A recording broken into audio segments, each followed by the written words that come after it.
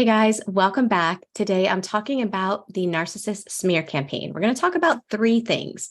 First of all, when does the smear campaign actually start? Second, how is it that the narcissist lies and everyone believes them? We're going to talk about the psychology behind the smear campaign and why they're so effective at getting people to believe them. And last but not least, how can you use that psychology to your benefit? No, I'm not telling you to be a narcissist. And no, I'm not telling you to use it to manipulate. But there is a reason why you too would want to use this psychology. So let's dive in. So this was a sad reality for me to realize that the narcissist smear campaign does not start after you go no contact, does not start after the relationship ends. The smear campaign is taking place throughout your whole relationship. If you have children with a narcissist, it's taking place with your children.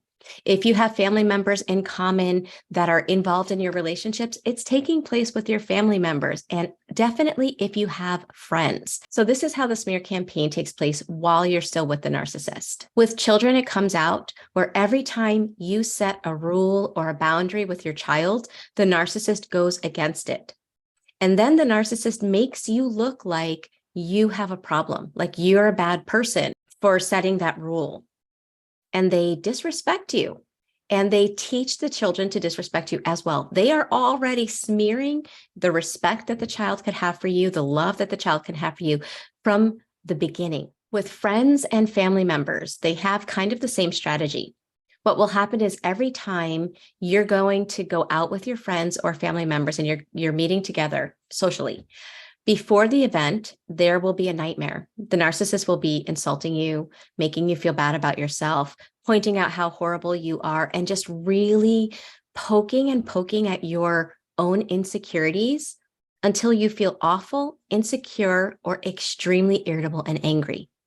Then when you show up to these events, a part of you might be thinking, well, people are going to see. They're going to see how the person treats me. They're going to finally understand. But that doesn't happen because the second the narcissist is in front of someone else, they switch.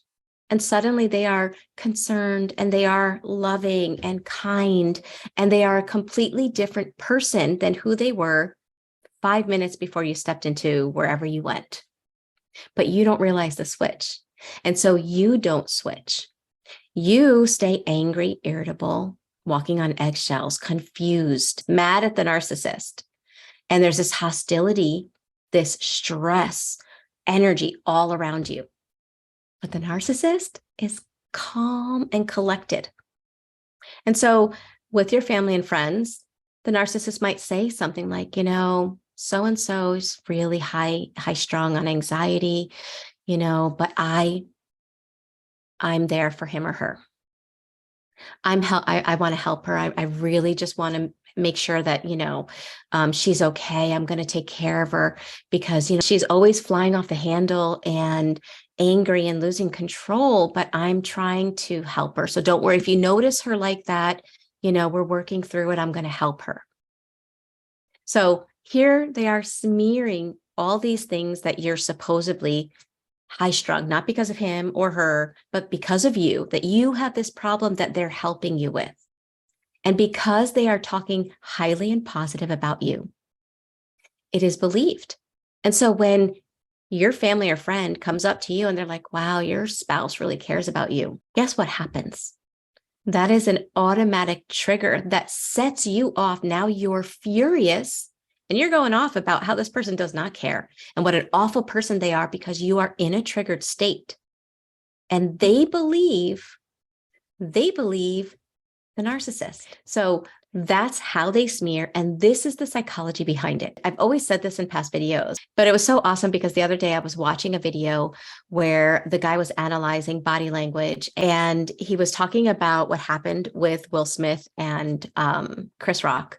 And then he talks about this tactic that people use to be believed. And so rather than just hearing it from me, let's hear what he said.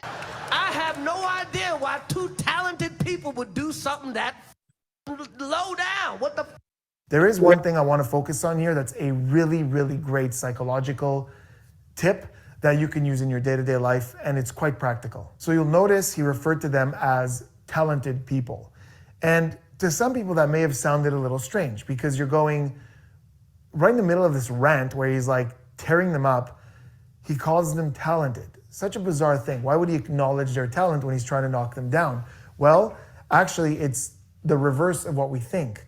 The fact that he would refer to them as talented makes him tearing them down more effective. Let me explain. If I spend 10 minutes tearing someone down, just nothing but negative stuff, you might walk away from that and go, okay, well, he's clearly biased against this person. I can't trust his opinion. But if I spend some time complimenting someone, pointing out the good, but then I point out the bad as well, it gives more weight to that negative because you go, okay, well, this person's obviously sound-minded, obviously considering both sides, so that negative seems more believable.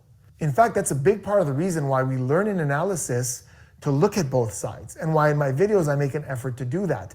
Because if you come to my videos and I'm stuck on one side, clearly biased, and all I'm looking for is negative or all I'm looking for is positive, my opinion loses weight, which is why when in the comments I see people who are completely polarized, like are convinced that something is all bad or all good and aren't applying critical thinking to consider both sides, to me, I can't take that comment seriously. You're too biased. You're not critically thinking about the situation at all. So something we teach very often in psychology or persuasion is if you want someone to agree with something you're about to say, more specifically, if you're about to criticize something for whatever reason and you want them to kind of see your position, compliment them first.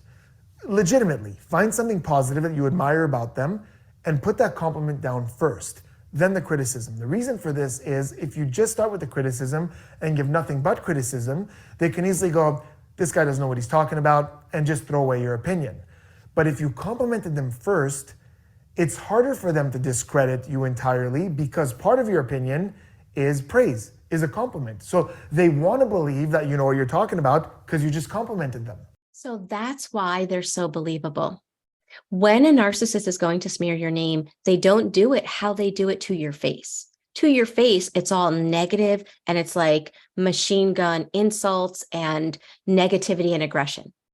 Behind your back, they don't do that. They smear like this. Compliment, compliment, compliment, insult, insult, compliment, insult. And the person thinks that, this person doesn't have any bad motive against you because they're able to say something nice as well. Whereas most targets of narcissistic abuse really don't want to say a single thing nice. And it's understandable because they are enduring covert psychological and mental abuse that's hidden. And it's been for so long that their nervous system can't take it anymore. But because of that, the person that is believed is the person that compliments while smearing. So how can you use this strategy? Again, this is not to promote narcissistic behaviors, but this is to promote the ability to help others understand your point of view. So notice the motive. The motive is not to manipulate somebody. The motive is to put a question mark over the manipulation that somebody else is enduring about you. So for example, let's say I'm in a relationship or I was in a relationship with somebody that I feel is high on the scale of NPD, and this is just a speculative comparison. I'm not thinking of anyone specific, just a speculation. So we're in this relationship, it ends, and the narcissist always wants to be the victim. Poor me, they're the bad guy, I'm the innocent victim. That's what they always want, right? So they're going to smear. And so the narcissist is like, I really care about Michele. I really always wanted to be with her. I thought our relationship would last forever, and she's such a good person. The only problem is that, she is so angry all the time and she's just out of control. I don't know why she's like that. I think she suffers with anxiety. And I really, I was trying to help her because my whole goal was to make sure that she was okay. I just want her to be happy. But she was out of control and emotionally abusive and psychotic. But, I'm really hoping maybe she can get help now. Anyone listening to that is going to be like, wow, they're broken up and look at how much he cares. Meanwhile, you go to the Michele and the speculation and somebody goes up to her and is like, wow, your ex really just worries about you. He just wants what's best for you.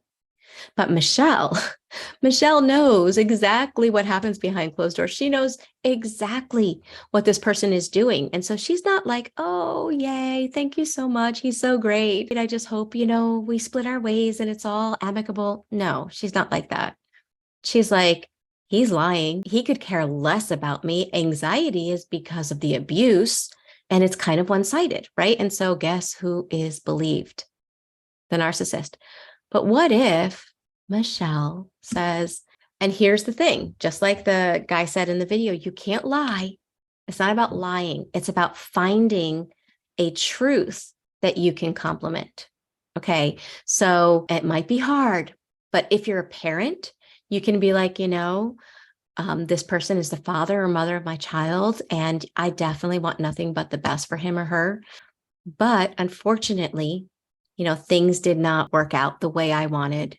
And, we're just going to try to make the best for the children. We're going to do our best to make this transition as smooth as possible for the children. Now you might be like, oh, but you didn't smear. You didn't add any smears.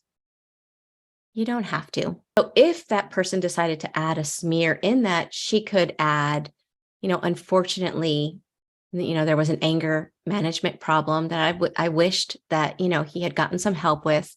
Had he gotten that, maybe things could have been different, but you know what? I hope the best for him. And again, now you're doing the same thing. You're making your truth known if you feel the need to, which, by the way, personally, do I think that you have to smear? That's completely up to you. But the real goal is you have to remember that you don't need anyone to believe you in order for you to believe you. But this strategy works if you are, for example, in a work environment where you have to be around this person, or you have a community of people that interact together where you're both involved in a specific community and you have to be around certain people that are also around your ex, then this is a strategy to use as well. And the motive behind it isn't to be like, oh, believe me, don't believe him. It's just to not fall into the trap that the narcissist wants you to fall into. They want you to go off on them because they know this psychology behind the smear campaign. They know it. So they know this, as soon as you start getting all angry and polarized and expressing a polarized view, that they are going to be believed. So when you do this, at least it doesn't cause people to 100% believe the narcissist against you. Is there a way to get people to believe you 100%? No. And the reality is that the narcissist will always be better at things like this than us regular people because we are not expert manipulators. But when we learn this strategy, it is so helpful. Again, when we are in circumstances where we still have to be around people that also interact with a narcissist that we no longer are in a relationship with. So I hope this helps. And let me know in the comments below what you think.